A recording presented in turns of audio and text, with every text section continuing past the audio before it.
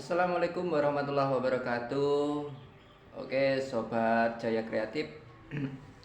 Di video kali ini saya akan berbincang-bincang pada teman-teman semua, membagikan segenap informasi tentang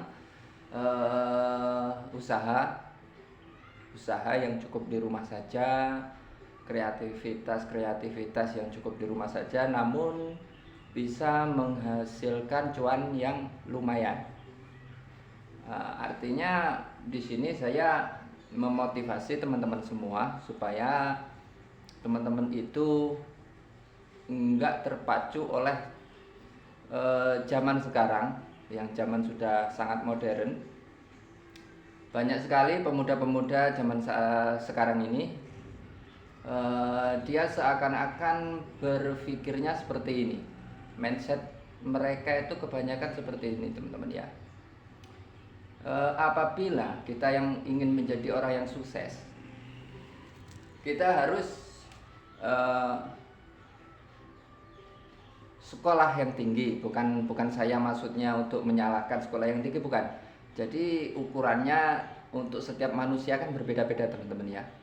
Berbeda-beda, kemampuan orang juga berbeda-beda. Ini khusus untuk, ibaratnya tuh khusus untuk teman-teman semua yang udah nggak punya pekerjaan, nggak sekolah nggak terlalu tinggi juga, di rumah pengangguran. Nah, di sini teman-teman apabila yang ingin usaha di rumah dan hasil yang cukup lumayan, itu saya informasikan teman-teman ya. Saya di sini mempunyai beberapa penawaran, tapi cukup satu nanti yang saya terangkan. Oke. Bisa di rumah teman-teman itu membudidayakan kambing ya. Kambing untuk sambilan bekerja, itu bisalah untuk tabungan-tabungan. Apabila di lokasi teman-teman banyak rumput, bisa untuk pelihara kambing. Terus yang kedua, bisa juga melalui jualan online juga bisa. Tapi di sini saya akan menerangkan tentang masalah khususnya di perikanan. Nah, saya menggeluti di perikanan ini udah sekitar kurang lebih 4 tahun 5 tahun lah teman-teman ya. Nah, di sini. Jadi di sini saya ini sudah saya siapkan papan tulisnya. Saya terangkan dulu teman-teman ya. Saya terangkan dulu di papan tulis apa saja perlengkapannya, bagaimana caranya. Nanti setelah itu barulah kita masuk ke kategori untuk prakteknya teman-teman. Jadi untuk teman-teman yang masih lagi belajar, jangan dulu kalau saya itu jangan dulu teman-teman itu langsung praktek bikin kolam segala macam. Itu jangan dulu teman-teman ya. Kita pelajari dulu segmen-segmennya, kita pelajari dulu sampai habis, kupas tuntas, selesai. Nah, nanti teman-teman bisa menyimpulkan saya cocok enggak di sini gitu teman ya. Kalau kira-kiranya cocok, boleh teman-teman itu baru memulai usaha tersebut. Oke teman-teman ya. Di sini saya akan menerangkan usaha rumahan yang dikategorikan adalah perikanan. Perikanan khususnya kalau saya ini adalah ikan lele, teman ya. Jadi ikan lele itu mempunyai dua sisi. Yang pertama adalah pemijahan. Yang kedua adalah pembesaran. Nah, ini teman-teman ya. Jadi pemijahan dan pembesaran itu memang mempunyai keunggulan masing-masing. Pemijahan mempunyai kekurangan dan keunggulan masing-masing. Pembesaran pun juga seperti itu. Nah, tapi sekarang kita mau bahas tentang pemijahannya dulu teman-teman ya. Kita bahas pemijahannya dulu. Kita mulai dari nol dulu. Kita pemijahannya dulu. Kita menciptakan bibitnya dulu. Nanti baru kita pembesaran. Otomatis pembesaran tersebut bisa lebih untung untuk kita. Nah, kita mulai dari pemijahan. Pemijahan itu enaknya di pemijahan itu, oke teman-teman ya. Kalau untuk modal perawatan itu kita modal, misalkan ini modal 300.000. Kita modal 300.000. Nanti hasilnya bisa sampai mencapai 1 juta. Nah, ini keunggulannya pemijahan. Keunggulannya pemijahan seperti itu teman. Kita modal 300.000 bisa mendapatkan keuntungan 1 juta. Itu sangat bisa teman-teman ya. Misalkan contoh. Tapi kalau di pembesaran, perbedaannya sama pembesaran. Kalau pembesaran kita modal 1 juta. Modal 1 juta. Keuntungannya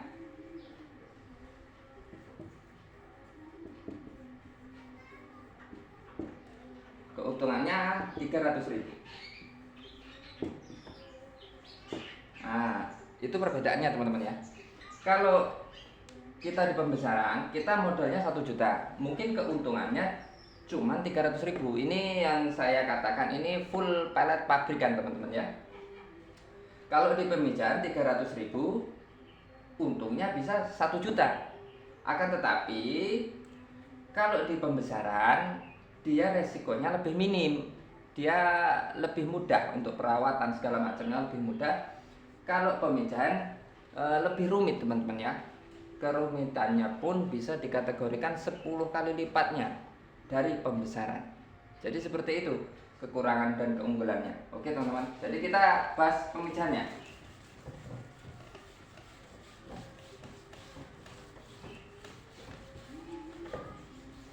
Oke, pemijahan. Pemijahan ikan otomatis yang perlu kita siapkan yang pertama adalah 1, indukan.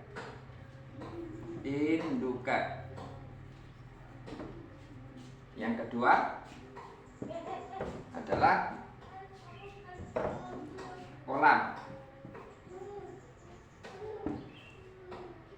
Yang ketiga adalah air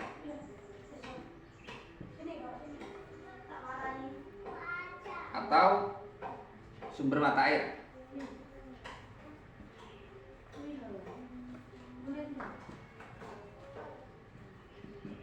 Yang cukup.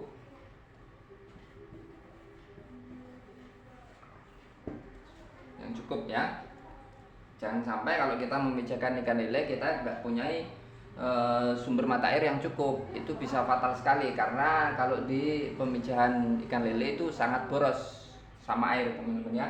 Dia sering ganti, dia sering nguras kolam. Pokoknya kita banyak menggunakan air.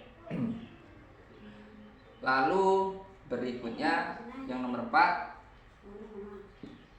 adalah kalau setelah indukan dah punya, kolam dah punya, air dah cukup, yang keempat adalah mulai kita masuk ke pemijahannya.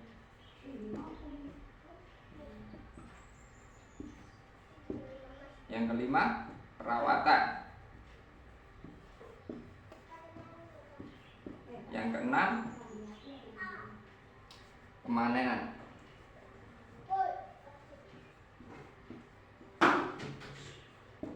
Oke, jadi seperti itu.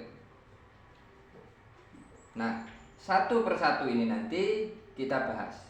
Oke teman-teman ya, satu persatu ini nanti kita bahas tuntas apa saja kendala-kendala di sini. Ini nanti indukan ini dia nanti ada kendalanya. Oke teman-teman, kita jelaskan indukannya.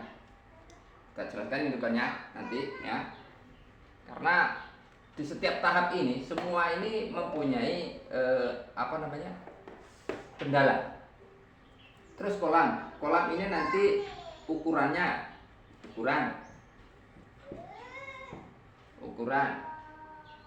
Lalu setelah itu sistem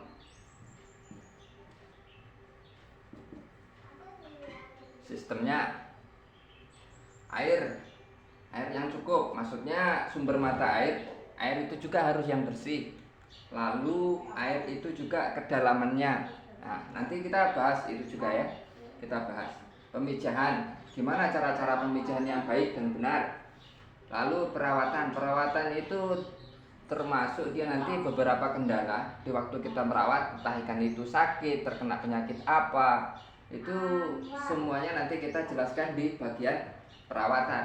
Lalu kita masuk ke pemanenan. Nah, pemanenan ini bisa masuk di kategori ukuran bibitnya itu berapa, berarti masuk dia usia berapa, kayak gitu teman-teman ya. Di sini saya bukan menggurui teman-teman ya, ini saya untuk memotivasi teman-teman aja yang bingung untuk pekerjaan apa, tambahan-tambahan di rumah pekerjaannya apa. Nah, ini saya memotivasi teman-teman, saya juga belajar, teman-teman juga belajar, kita saling mengisi gitu teman-teman ya. Nah, seperti itu. Jadi mungkin kalau untuk pembahasan indukan, sementara ini dulu, apabila nanti kalau teman-teman ada yang belum jelas ya, boleh ditanyakan. Oke, jangan lupa untuk mendukung channel ini, like, komen, dan subscribe teman-teman ya. Oke, saya akhiri sampai di sini dulu. Apabila ada kesalahan ucapan yang kurang berkenan di hati teman-teman, saya mohon maaf. Assalamualaikum warahmatullahi wabarakatuh.